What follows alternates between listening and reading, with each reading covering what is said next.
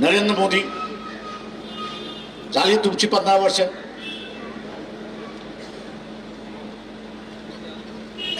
तुमचे सगळे गुलाम आहेत याची मला जाणीव आहे. पण एप्रिल पर्यंत थांबा. तुमच्या 2 रील्स बाहेर काढल्याशिवाय मी राहणार नाही. आता त्या रील्स येऊन द्यायच्या नसतील.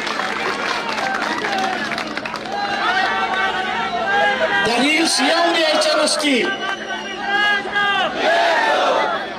त्या रील्स येऊन द्यायच्या नसतील. त्या रील्स येऊ द्यायच्या नसतील तर खुर्ची खाली करा. टेन्शन थांबवा. आमच्या पुढे 2च मार्ग आहेत.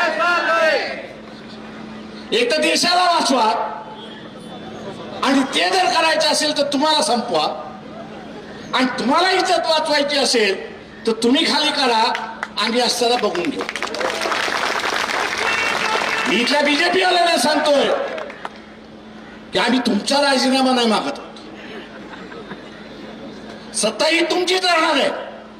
का लोकांनी तुम्हाला 5 वर्षासाठी निवडून दिले. तुम्ही काय निवडणूक घेणार नाही.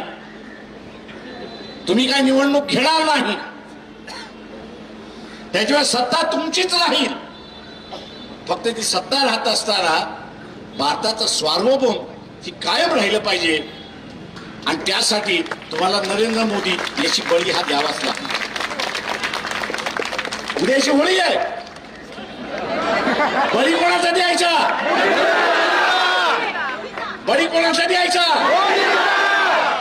जेव्हा आपण उद्या द्या एवढं आवाहन करतो आणि आपली रजा घेतो.